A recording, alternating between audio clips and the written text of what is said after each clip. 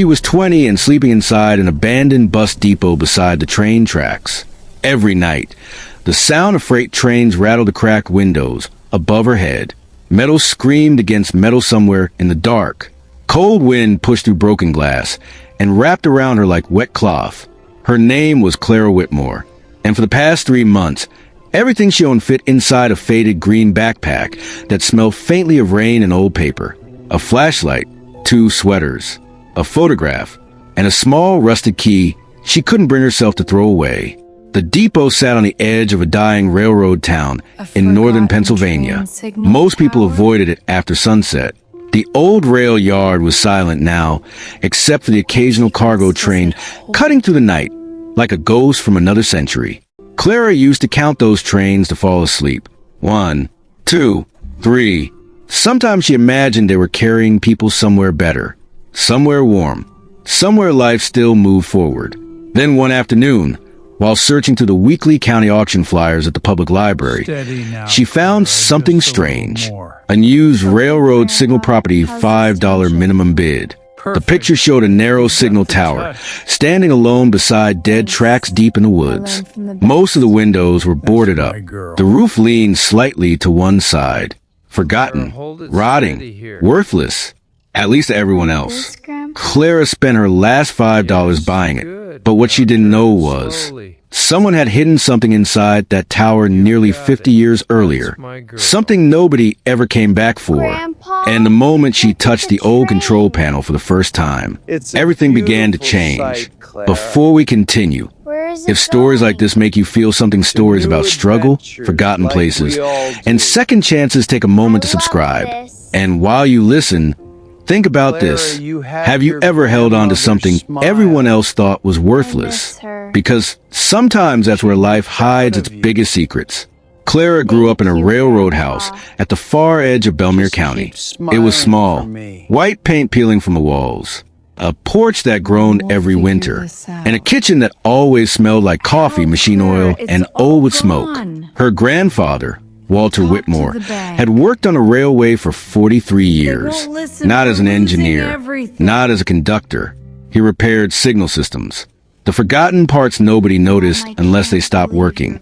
He used to tell Clara something when she was little. Trains don't move because of engines, he'd say while fixing broken radios at the kitchen table. They move because someone, somewhere, quietly keeps the track safe. Clara loved sitting beside him. He always carried the smell of iron dust and cedar soap. His hands were rough, scarred, steady. Sometimes he let her hold old brass tools while he worked. Other kids played video games. Clara learned how switches clicked, how relay boxes hummed, how signal lights changed. Tiny things most people ignored. But Walter noticed everything, especially silence. Silence tells you what's wrong, he'd whisper. Her mother hated the railroad life, said it swallowed people slowly. Clara's father disappeared when she was 9. Nobody ever explained where he went. After that, the house became quieter every year. Bills stacked on counters. The heater broke twice every winter. Her mother worked late shifts at a nursing home until exhaustion hollowed her eyes. And still, Grandpa Walter always found ways to make things feel safe. He repaired broken lamps instead of buying new ones, fixed leaking pipes himself, saved screws inside label jars. Nothing wasted, nothing thrown away too quickly. Old things still have stories, he'd tell Clara. Then one winter morning, when Clara was 14, Walter never woke up. Heart failure. Quick. Silent. The railroad sent flowers, a folded flag, and a small cardboard box containing his personal belongings. Inside the box was an old brass signal key, the same key Clara still carried in her backpack. After his death, everything inside the house seemed colder. Even the clocks sounded different. By the time Clara turned 19, her mother's health had begun failing too. Years of double shifts and stress had damaged her lungs. Medical debt arrived faster than paychecks. The railroad town kept shrinking. Businesses closed. Families moved away. Even the diner where Clara worked cut employee hours. At night, she sat alone on the porch listening to distant freight trains echo through the valley. Sometimes she imagined Grandpa Walter somewhere out there, still fixing forgotten things. Then came the foreclosure notice. Bright orange paper taped to their front door. 30 days. That was all. Her mother cried quietly at the kitchen table after reading it. Not loudly, not dramatically, just silent tears dropping onto unpaid bills. Clara never forgot that sound. A person trying not to break. 2 months later, her mother passed away in County Hospital Room 214 during a snowstorm. Clara was 20 years old. No savings, no family nearby, no house. Nothing except a backpack and an old signal key. For weeks, she drifted between shelters, laundromats, library corners, and abandoned places near the tracks. People stopped looking at her directly.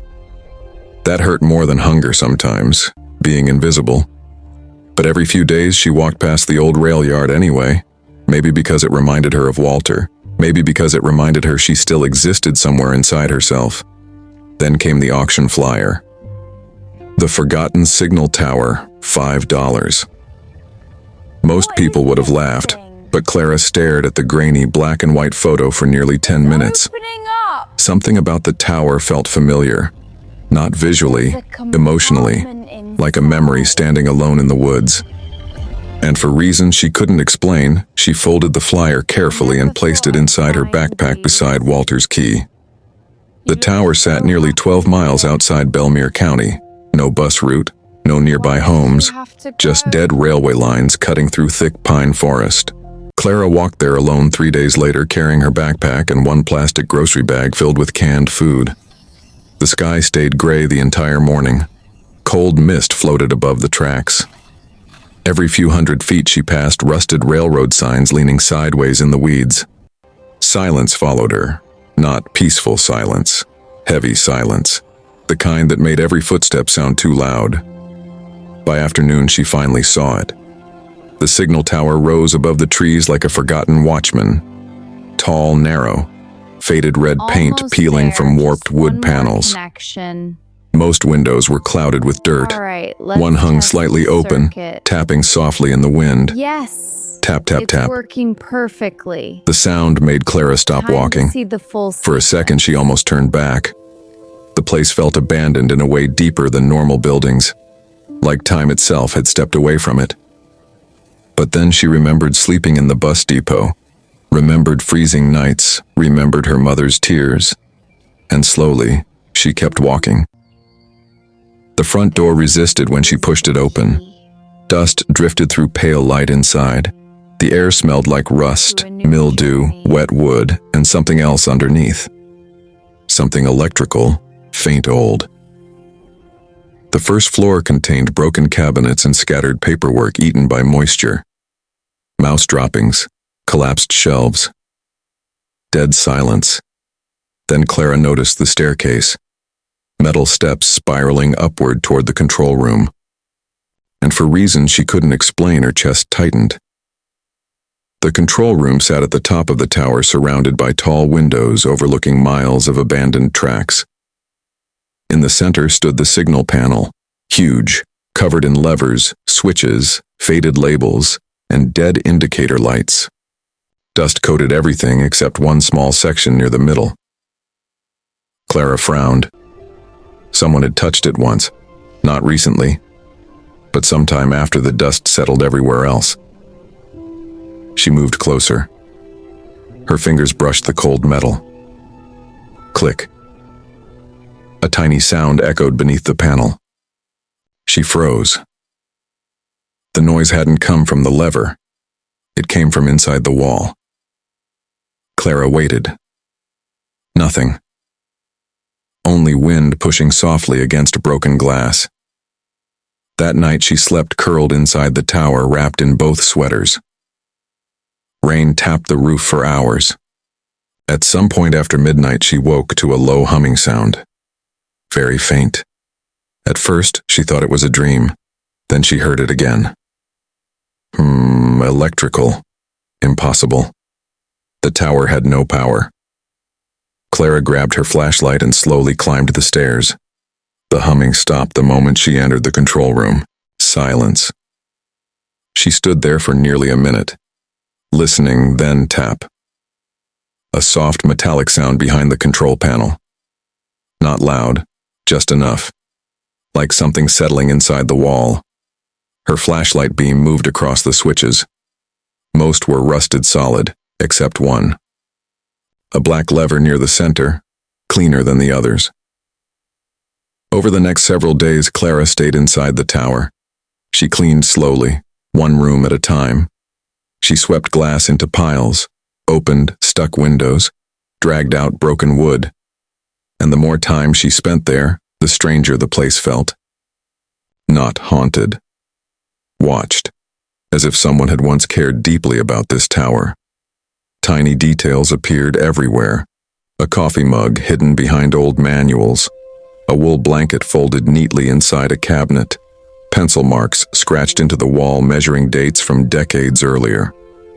Then she found something unusual. Inside a desk drawer rested an employee logbook dated 1974. Most pages were ruined by water damage, except the final entries.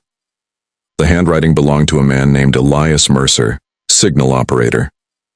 Several entries mentioned electrical problems, but one sentence appeared twice. Panel must stay sealed until she returns. No explanation, no name, nothing else. Clara read the line over and over. Who was she? Why seal the panel? And why had nobody reopened it in 50 years? That night the humming returned again. Longer this time. Clara followed the sound toward the control panel. Her flashlight revealed something she hadn't noticed before. Fresh scrape marks near the bottom edge, as if the panel had once slid sideways. Her pulse quickened. Slowly she crouched beside it. The brass signal key in her pocket pressed against her leg. Without thinking, she pulled it out. Old. Worn smooth by Walter's hands. Then Clara noticed something impossible. A tiny keyhole hidden beneath layers of dust. Same size, same shape. Her breathing slowed. No way. Hands trembling slightly, she inserted the key. It fit perfectly. For a moment, Clara couldn't move. Rain hammered the tower windows outside. Wind groaned through broken wood, and her grandfather's key sat inside a lock hidden in a forgotten railroad tower 12 miles from town. Slowly, she turned it. Clunk. Somewhere inside the wall, heavy metal shifted. The control panel moved outward half an inch. Dust drifted into the air. Clara stepped back immediately. Fear hit her suddenly. Real fear. What if someone had hidden something? Dangerous. What if this tower belonged to someone? What if opening it changed everything? But curiosity pulled harder. She grabbed the side of the panel and pulled. At first, it barely moved. Then suddenly, scrape. The entire section slid sideways, revealing a narrow hidden compartment inside the wall. Cold air spilled out, carrying the smell of old paper and cedar. I can hear you. Clara lifted her flashlight and stopped breathing. Inside rested 3 metal lockboxes, wrapped carefully in oilcloth, untouched for decades. Beside them sat a wooden case and a stack of sealed envelopes tied with faded blue ribbon. No one spoke. No music played. Only rain. Only Clara staring into a secret someone had hidden before she was born. Her hands shook so badly she struggled opening the first lockbox. Inside were old silver coins, dozens of them, carefully stacked in paper rolls. The second box held cash bundles sealed in plastic.